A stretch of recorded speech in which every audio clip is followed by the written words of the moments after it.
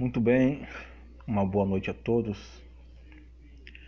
Estamos iniciando neste momento as nossas transmissões, Neste dia 25 de outubro, e são exatamente 9h08 da noite. Então, uma boa noite para todos, que estão me ouvindo, e um bom dia para aqueles que ouvirem de dia essa mensagem. No primeiro vídeo do nosso canal, Decifrando a Matrix, nós falamos sobre o anticristo e a sua engenharia da morte. Neste vídeo nós falaremos sobre o seu governo ditatorial. Falaremos sobre o governo ditatorial do anticristo, de um fato e um acontecimento que está para acontecer sobre o planeta Terra. Não sei se daqui a uns 5 anos ou a 1 ano, eu não sei se daqui a 10 anos, eu não sei, mas bem sabemos que as escrituras profetizam que o mundo passará por um momento terrível, por uma tribulação, por uma angústia, por uma aflição, por uma catástrofe social, política e ditatorial sem par na história da humanidade. Estou falando dos fins dos tempos. Estou falando sobre escatologia, estudo das últimas coisas. Bem, então, como nós falamos no primeiro vídeo sobre o anticristo e a sua engenharia da morte, agora nós falaremos sobre o seu governo e falaremos também sobre o 666. Aqui quem fala com você é Jefferson de Souza Carvalho, e você está no canal Decifrando as Ilusões da Matrix. Um abraço a todos que se inscreveram, e então vamos iniciar a nossa prédica e as nossas pesquisas sobre o assunto. Hoje eu não vou usar a Bíblia em papel, mas vou usá-la de forma digital. Quero dizer que eu fiz as minhas pesquisas aqui e coloquei no aplicativo, num caderno de notas, para melhor poder, organizar as informações e passar para vocês que têm interesse neste assunto. Bem, então iremos falar sobre o anticristo e o seu governo mundial sombrio, ditatorial. Algo que está para acontecer. Bem, como havíamos falado, anteriormente, sobre muitas teorias sobre a pessoa do anticristo, quero salientar, antes de entrar no assunto, que há muitos pesquisadores que acreditam, que o anticristo será um clone, em vista da ciência já ter inventado, o clone da ovelha Dolly, e eles também querem inventar um clone humano. E alguns pesquisadores acreditam que o anticristo será um clone humano. Eu, todavia, como pesquisador, não acredito nisto. Eu acredito que ele será um ser humano normal. Mas essa também é uma hipótese, pode ser também, Fica então essa informação como algo didático para você. E ainda outros acreditam que ele será a reencarnação de Judas, em vista de que a mesma palavra que Paulo aplica para o anticristo, o chamando o filho da perdição, Jesus bem antes também o aplicou na pessoa de Judas, o chamando de o filho da perdição também. Então, essa palavra no original grego é aplicada aos dois. Todavia, então os que creem nessa possibilidade de o anticristo ser Judas reencarnado, acreditam que Judas se reencarnará e Judas então se manifestará como o anticristo. Aquele que traiu o Cristo, há 2000 anos atrás. Mas eu não acredito nessa hipótese. Também digo que pode ser possível, mas também não acredito nesse modo de pensar. Mas agora, deixando esse assunto de lado, vamos falar sobre o sentido político do governo do anticristo. Como será? E como será também o tal código do 666, né? A marca, a famigerada marca da besta, né? Então vamos lá. Bem, falando sobre o anticristo, é bom salientar que, como já disse no primeiro vídeo, que antes de ele ser o anticristo, um ser humano de carne e osso, de pele, que tem mãos, que tem braços, que será como nós, vivos humanos, né? Ele, o anticristo, é um espírito. Antes disso, antes de se, vamos dizer assim, tornar a forma humana, ele é um espírito de sedução que está no mundo, operando desde os dias do apóstolo Paulo, e está, né, influenciando os governos de todo mundo, as pessoas, as culturas, na inversão de valores, e essa inversão de valores vai crescer cada vez mais e mais. Eu não quero falar aqui agora sobre inversão de valores, senão nós iríamos até desviar do assunto. Mas só para dar introdução, o anticristo, ele é um espírito que é contra tudo o que se chama Deus. É um espírito que está invertendo os valores nos dias atuais. Então,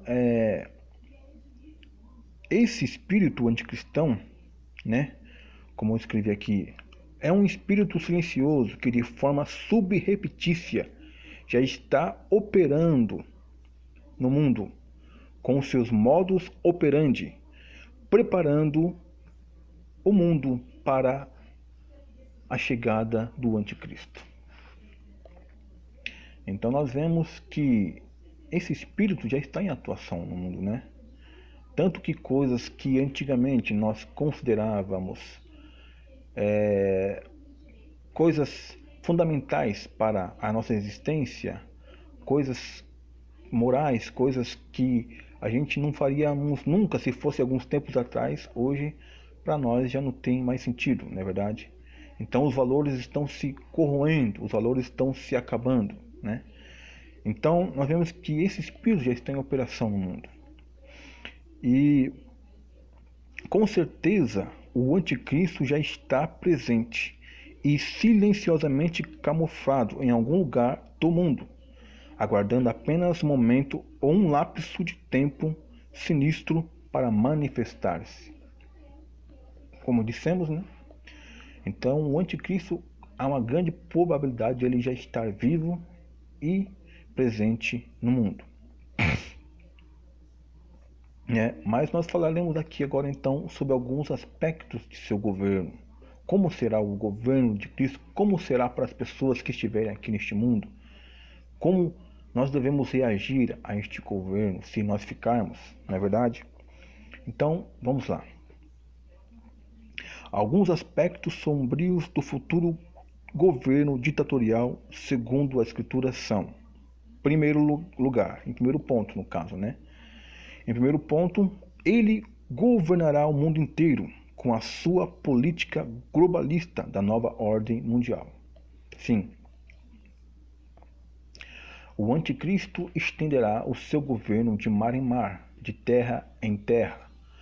Todo o lugar estará sendo governado por ele e monitorado por ele e por suas forças de ação, pela sua capacidade de localizar também, ou seja, todo mundo estará sendo monitorado através, né, das câmeras, através dos próprios aparelhos que nós temos, como celulares, como televisões.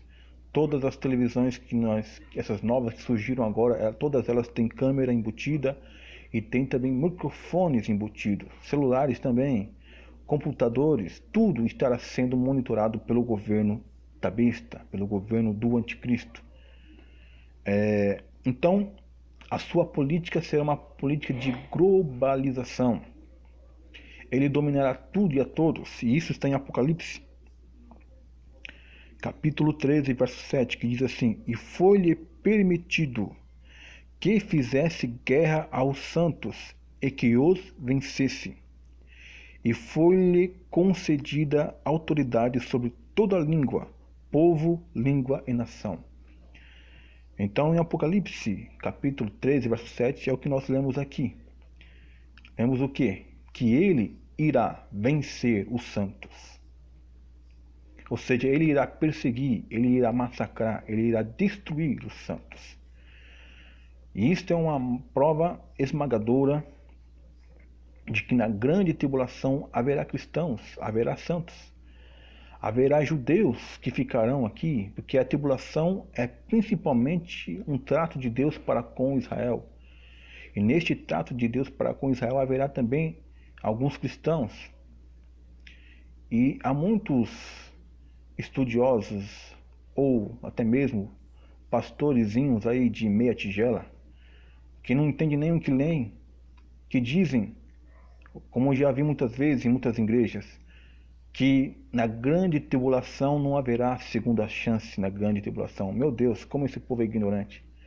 Sendo que o livro de Zacarias diz que neste tempo Deus iria derramar o Espírito sobre um remanescente, sobre o resto dos que ficaram. Sendo que o Apocalipse disse que houve um momento em que o anjo respondeu para o apóstolo João quando ele perguntou: E estes que estão de vestes brancas, quem são? Aí o anjo disse: Estes são os que vieram da grande tribulação. Ou seja, há sim e haverá sim oportunidade na grande tribulação. Até porque essa tese de arrebatamento pré-tribulacionista, ela pode ser verdade como também não pode ser verdade. Ou seja, a maioria dos cristãos pentecostais acreditam que serão arrebatados antes do governo do anticristo. Mas a realidade é que este fato é uma teoria, que tanto pode ser verdade como não pode ser. Porque há a teoria, né, de que do pré-tribulacionismo, que a igreja não passará pela tribulação e será arrebatada antes da grande tribulação. Mas há também uma outra teoria com bases bíblicas também, que mostra que é possível que a igreja possa passar pela tribulação, que é o pós-tribulacionismo. Então são duas teorias que não podem ser rejeitadas. Eu acredito mais no pré-tribulacionismo, mas eu não descarto que também a igreja possa passar pela tribulação. Isto é um fato, porque todas as duas teorias há bases, há textos e há versículos que comprovam ambas as duas. Então, como já disse, né? Muitas pessoas dizem que não haverá chance na grande tribulação. Não haverá uma outra chance. Como não haverá outra chance se diz o texto que muitos serão decapitados por não negar a Jesus, que muitos serão mortos por não aceitar a marca da besta? Então como você me explica isto? Isto é uma ignorância sem limites, né, que tais pessoas têm na mente. Então, como disse,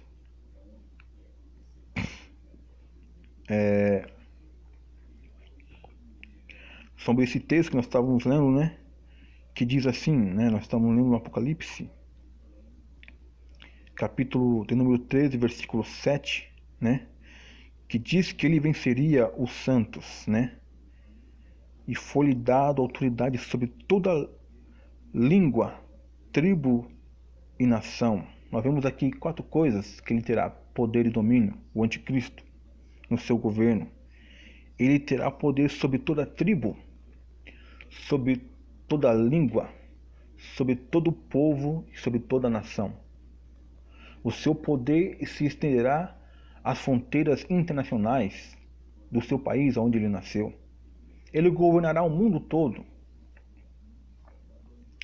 Queridos, segundo a organização da ONU, segundo a Organização das Nações Unidas, existem 193 países, mas alguns países que existem não estão incluídos nesta lista,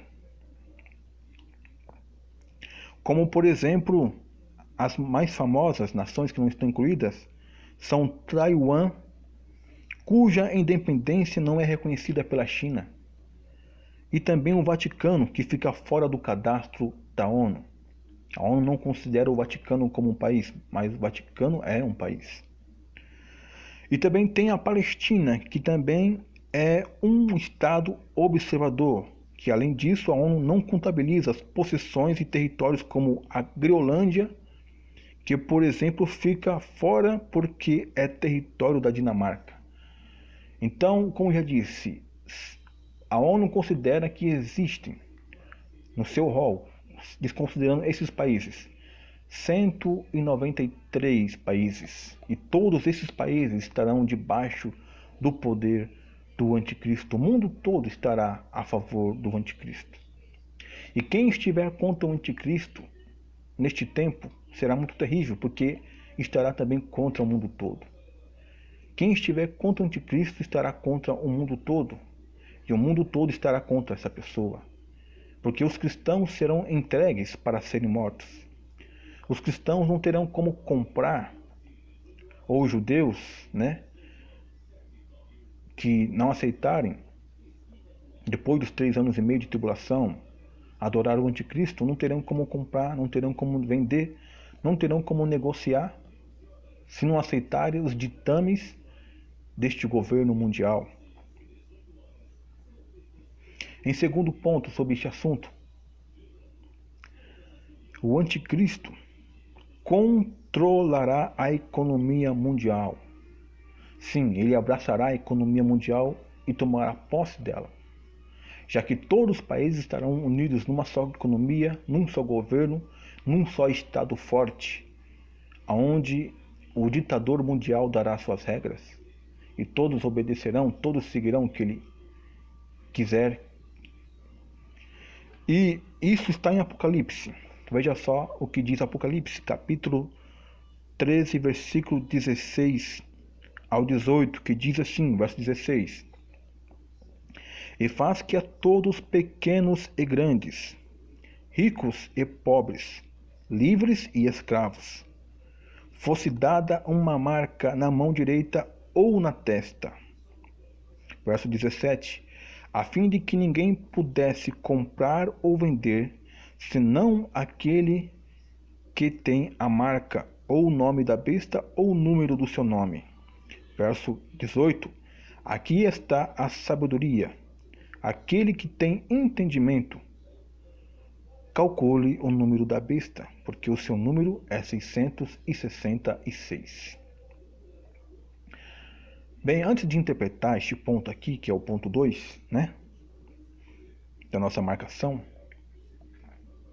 é bom salientar que quando fala-se neste governo do anticristo, nessa burocracia do seu governo, que só vão poder comprar ou vender ou se alimentar e viver como cidadão comum, como vivemos hoje, só quem tiver essa marca, é bom salientar que nem todos estudiosos, acreditam que esta marca será visível, que esta marca será literal, palpável, que essa interpretação tem que ser literal. Logo mais eu vou explicar o que é literal para você.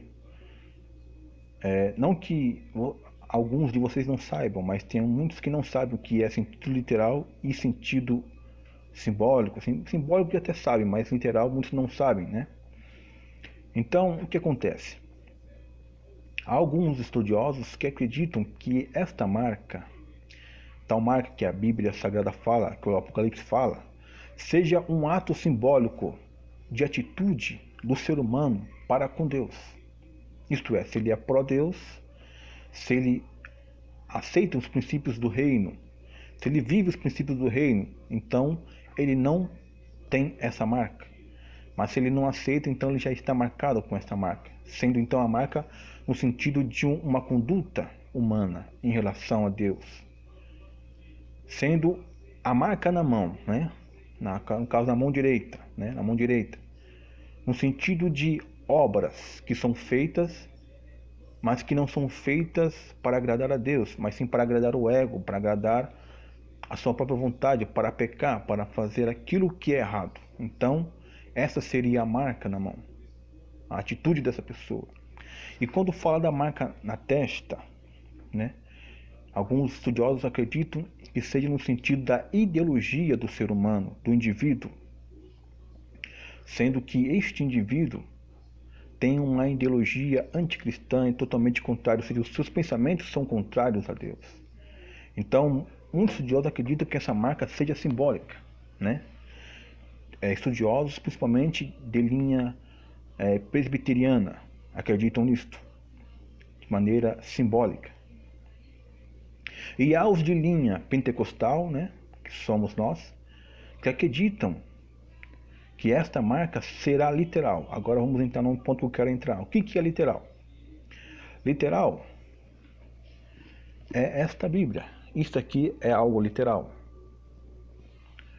Literal é tudo aquilo que podemos tocar. Este celular é literal. Então, literal é tudo aquilo que podemos tocar, tudo aquilo que podemos ver, tudo aquilo que podemos apalpar, né? Então, os que acreditam que essa interpretação do Apocalipse desta marca seja literal, que será realmente uma marca, muitos deles acreditam, de certa forma, erroneamente, por não dizer isto, né? Erroneamente por dizer que esta marca será um chip. Eles acreditam, muitos batem na tecla que esta marca será um chip. Mas eu quero dizer que o chip, meu amigo, já está totalmente ultrapassado como tecnologia, eu creio, né? É claro que ele é uma tecnologia não muito nova, mas ele já está sendo ultrapassado. Porque o chip, ele tem a capacidade, de certa forma, é claro, de armazenar os seus dados, a sua conta bancária, a sua localização. Em caso de sequestro, as forças policiais poderão te localizar se você tiver esse chip implantado em você. E esse chip é muito usado, né, nos Estados Unidos e outros países para o implante em animais, para que se caso o seu bichinho de estimação for perdido, estiver perdido, pela localização via satélite, poderá se encontrar esse animal através do chip, que muitos têm medo, né? E têm pavor, isto é, muitos cristãos. Mas eu quero dizer para você que o chip já está ficando obsoleto, porque já inventaram uma nova tecnologia, que é a tal da tatuagem tecnológica. Sim, no Japão inventaram uma tatuagem tecnológica que ela sendo aplicada sobre a pele, ela começa então a aderir à pele. E ela também tem funções medicinais, ela serve também para curativos. E essa tatuagem, ela tem as mesmas capacidades e as mesmas funções que o chip tem. Ela pode dar a sua localização onde quer que você estiver, e ela pode também armazenar os seus dados assim como o chip, ela pode também armazenar seus dados como CPF, RG, a sua conta bancária. Então, eu creio que se essa interpretação não for simbólica, mas for literal, como muitos de nós creem, não descartando a interpretação simbólica, mas acreditando mais no sentido literal, eu quero dizer que esta nova tecnologia da tatuagem tecnológica, que foi passado para nós essa informação em 2015, né? Ela se encaixa melhor com o que descreve o livro do Apocalipse. Porque o texto sagrado diz, no grego, que a marca da besta é uma marca, ou seja, é um sinal, né? É um sigma. Não está falando que é algo como um chip do tamanho de um grão de arroz, né? No formato de uma cápsula. Fala o texto claramente que é uma marca, e uma tatuagem é uma marca que é feita, ou que é de certa forma colocada em certo lugar do corpo. Então, esta nova tecnologia, eu creio que está vindo para cumprir o Apocalipse capítulo 13. Não posso afirmar que será, mas eu creio que é uma grande possibilidade de essa tecnologia ser, sim, a marca da besta. Descartando então, mas também não duvidando que possa ser simbólico, mas pelas evidências que estamos vivendo nesses últimos dias, eu creio que será sim, de certa forma, literal essa interpretação do Apocalipse. Então o que nós vemos aqui em Apocalipse, nesse texto que nós lemos, que ninguém poderá comprar ou vender se não tiver esta marca, né? Então, quem tiver uma empresa não poderá mais negociar. Ninguém poderá ir ao supermercado ou ao shopping ou andar de carro e abastecer o seu carro se não tiver esta marca. E as pessoas que não tiverem serão perseguidas, então vai ser terrível para quem ficar aqui e para quem estiver neste momento da grande tribulação. Bem-aventurados que morrerem antes, né? Ou até mesmo bem-aventurado se realmente o arrebatamento da igreja acontece antes, se realmente a visão pré-tribulacionista está certa, bem-aventurado então aqueles que não ficarem aqui neste tempo, porque não terão que passar fome e não terão que sofrer as penalidades por não negar a sua fé. Bem, eu creio que essa segunda parte sobre como o anticristo controlará a economia mundial por meio desta marca já está explicada para você. Então vamos para a terceira parte. A terceira parte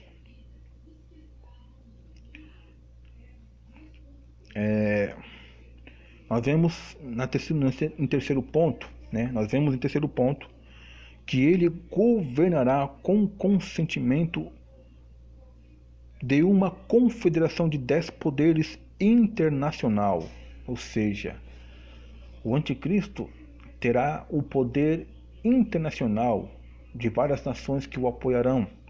E isto está em Apocalipse capítulo 17, versículo 12 e 13, que diz, verso 12: E os 10 chifres que viste são 10 reis, os quais ainda não receberam o reino, mas eles receberão autoridade como reis juntamente com a besta por 1 hora. Então o texto diz bem claro que será naquele momento da sua manifestação que esses reis também se levantarão juntamente com ele. Que serão 10 reis, ou seja, 10 chifres que simbolizam 10 reis. Como eu já disse no vídeo passado, que chifre na Bíblia simboliza reino, simboliza poder político de uma nação. Então o anticristo terá uma confederação de 10 nações que o apoiarão no seu governo tirânico. E diz, aqui o versículo 13: E todos eles têm um só intento e um só propósito, de entregar o seu poder e autoridade à besta, a este ser bestial que será o anticristo. Apocalipse, capítulo de número 17 e versículo 13. Agora vamos para o quarto ponto. No quarto ponto, nós vemos que ele fará um tratado ludibriador de paz com Israel. Por que eu falo um tratado ludibriador? Ludibriar significa enganar, né? Então ele, para ter apoio do mundo, com certeza, fará um tratado de paz com Israel. Vai querer estar em paz com todos e vai fazer um tratado de paz com Israel e a Palestina. Diz o texto sagrado que ele procurará estabelecer a paz como um bom senhor, como um bom menino, né? Como um bom samaritano, estabelecer a paz em todo mundo, para ser adorado, para ser, de certa forma, visualizado e para ser adorado pelo povo, como um Messias, Salvador da humanidade. E quando se fala assim desse tratado de paz, isso está em Daniel, no livro de Daniel, capítulo 9 e versículo 27, que diz assim: E ele fará uma firme aliança com muitos por 1 semana, mas na metade da semana fará cessar o sacrifício e a oferta de manjares. nós formos ver uns versículos anteriores ao versículo 27 do capítulo 9, nós vemos que essa aliança que ele faz com muitos é com o povo de Israel. Então diz o texto que ele vai fazer uma aliança com este povo, mas que na metade da semana, ou seja, depois de 3 anos e meio do seu reinado, ele vai fazer cessar, o sacrifício, as ofertas de manjares, porque Israel voltará a oferecer sacrifício no templo. Israel reconstruirá o templo que foi destruído por Roma na invasão de General Tito em 70 anos depois de Cristo, que foi destruído o templo. Israel vai reconstruir o templo e já estão fazendo os preparativos para isso. Pesquise sobre a reconstrução do templo de Jerusalém, que é um dos sinais da vinda de Jesus. Então, o anticristo ele vai fazer um pacto de paz com Israel. E diz mais ainda o texto: e sob as asas da abominação virá o assolador, até que a consumação do que está determinada e do que está predito seja derramada como ira sobre o assolador. Vemos que ele, aqui nesse texto, que ele fala de paz, mas o mesmo texto diz que aquele que fala de paz é também o assolador, que trará destruição sobre o mundo e sobre o Estado de Israel, que perseguirá também os judeus. Por que ele perseguirá os judeus? Porque os judeus têm a fé monoteísta. Mas antes de entrar nessa questão do porquê ele perseguirá os judeus, é bom salientar que quando a Escritura fala de uma semana, de um tratado de uma semana, a Escritura está querendo dizer um tratado de 7 anos, que o seu governo, no caso, durará 7 anos. Por quê? Porque na Escritura e no sentido profético da Escritura, um ano é tomado, ou seja, um dia, quer dizer, um dia é tomado como um ano. Isso está em Números, capítulo de número 14, verso 34, que diz que um dia seria tomado como um ano. Então, quando fala que ele fará uma aliança por uma semana, quer dizer que ele fará uma aliança por 7 anos. Mas na metade da semana, 3 anos e meio, então ele quebra essa aliança com Israel. E começará então a querer varrer Israel do mapa, destruir Israel. E, queridos, observe bem, é bom observar, que ninguém esquece, quem lê a história, ninguém esquece que a guerra que houve contra Israel, a guerra do povo judeu contra os inimigos árabes, porque Israel foi fundada em 1948, mas nós bem sabemos que em 1967, em 5 de junho, povos se uniram contra Israel. Povos se uniram para varrer Israel do mapa. Israel é o povo de Deus. E diz que em toda a história lógica e provisões racionais e militares, Israel num verdadeiro papel de Davi contra Golias,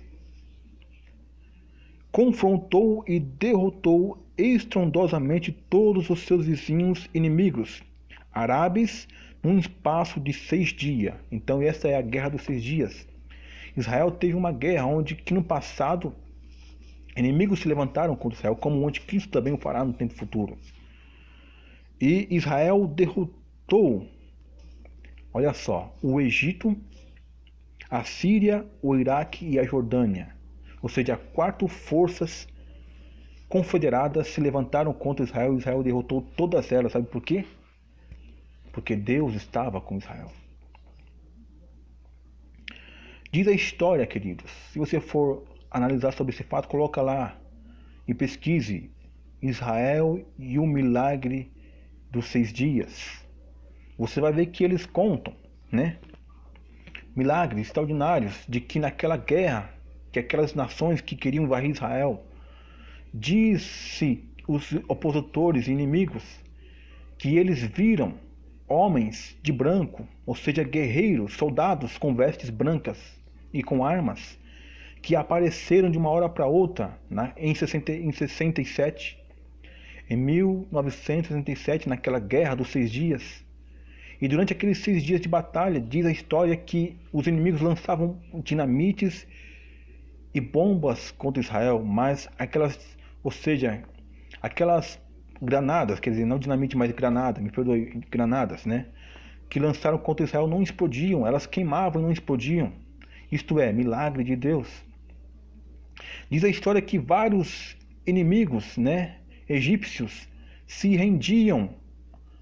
E teve um caso que um grupo de exército egípcio, né, se entregaram diante de um único israelita. E aí então, quando ele foi questionado por porquê que aquele monte de inimigos se renderam, eles disseram que havia um exército gigantesco atrás deles. E aí então eles se renderam. Ou seja, isto é a manifestação dos anjos de Deus que manifestaram para guardar Israel. E segundo a história também, né? Tem uma história também que diz que o futuro presidente de Israel naquele momento, que era chamado de Ezer Weizmann, quando foi interrogado sobre o milagre de eles terem ganhado, sendo só eles um contra 4 poderes que se levantaram contra ele, como já disse, né? Egito, Síria, Iraque e Jordânia. Ele, quando foi perguntado como eles puderam vencer aquela batalha, ele, por um momento, ficou em silêncio, diz aqui. E depois ergueu a cabeça e afirmou: foi o dedo de Deus.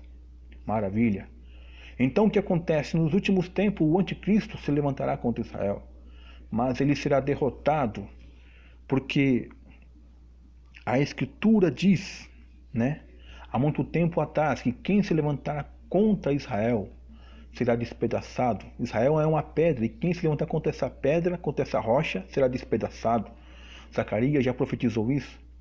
E o profeta Daniel também disse, em Daniel capítulo 12, verso de número 1. Vou ler aqui para você ver. Olha o que diz o profeta Daniel. Daniel 12, verso 1. E neste tempo se levantará Miguel, o grande príncipe, que se levanta pelos filhos do teu povo. E haverá um tempo de angústia, qual nunca houve, desde que houve nação até aquele tempo. Mas nesse tempo livrar-se-á o teu povo e todo aquele que se achar escrito no livro. Então nós vemos o que aqui?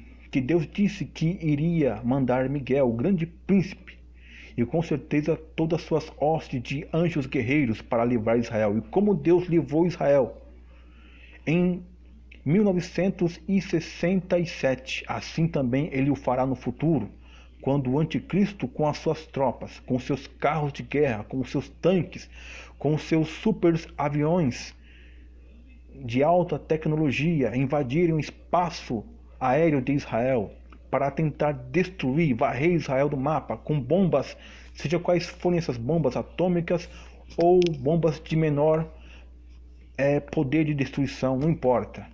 O que importa é que o Cristo virá para proteger Israel. Na Escritura Sagrada tem um texto que fala, lá em Zacarias 14, que Cristo descerá sobre o Monte das Oliveiras. E quando ele descer sobre o Monte das Oliveiras, o monte vai se fender para 2 lados. E aí então diz o texto que ele sairá à guerra contra os seus inimigos.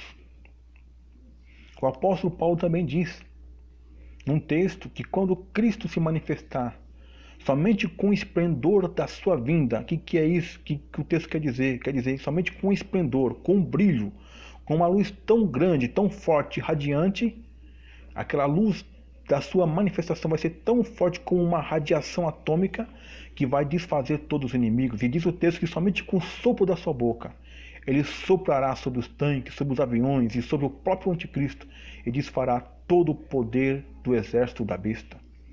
Isto é extraordinário, a vinda de Cristo para salvar o seu povo. Ele vai fazer algo muito extraordinário, muito mais ainda do que ele fez em 1967. Então, o anticristo vai fazer um pacto com Israel, vai trazer a paz, né? Porque desde 67 os árabes ainda continuam em guerra contra Israel. Isto em pequenas frentes, né? Em alguns atentados que eles cometem contra o povo judeu, para tentar tirar o povo judeu daquela terra que a eles pertence, que Deus deu a eles. E eles não param até hoje estão em guerra, mas é claro, em menores proporções, não como em 67. E o anticristo é o único que vai conseguir fazer a paz entre esses dois povos. Então fique alerta. Quando surgir um homem ou um presidente, qualquer que seja, que conseguir trazer a paz entre Israel e os palestinos, saiba, este é o anticristo. Quando Israel estiver em paz, então o anticristo já está manifestado. E quando Israel reconstruir o templo que foi destruído, então fique alerta. E eles estão com esse projeto de reconstruir o templo.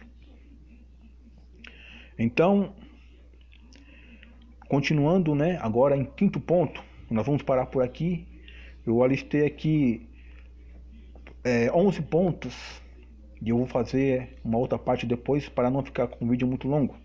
Em quinto ponto, além disso, a Bíblia o descreve como o dono de uma grande sabedoria, como um gênio intelectual. Segundo Daniel, capítulo 7, verso 20, que diz assim: e também das 10 pontas que tinha na cabeça, que da outra que subia, diante da qual caíram 3, e daquela ponta, digo, que tinha olhos e uma boca que falava grandiosamente, cuja aparência era mais forte do que as das suas outras companheiras, ou seja, ou das outras, né? Então, diz o texto que o anticristo é retratado aqui como uma ponta, como já disse, como um chifre, né? Chifre, ponta, tudo a mesma coisa, né? Então, ele é retratado como um chifre, diz o texto que ele é como um chifre que tinha boca e olhos, e uma boca que falava grandiosamente, ou seja, ele será um especulador de ideias, né? Pró-anticristã e antideus. E ele usará-se da mais sutil e refinada articulação, usando-se de todos os meios filosóficos e ideológicos. E será o maior sofista antideus de toda a história. Então nós vemos o seguinte, que a maioria das pessoas adorará o anticristo e a maioria das pessoas cairá na sua lábia, porque ele se assentará no templo de Israel, no templo para pedir adoração que somente a Deus pertence, e Israel é monoteísta. Israel e o povo cristão que fica na tribulação são monoteístas, ou seja, acreditam num só Deus. Isso significa monoteísmo. E por isso este povo será perseguido pelo anticristo. Então, aqui eu termino, né, esta segunda parte. Faremos a terceira parte deste estudo, nessas informações, e que Deus abençoe a todos.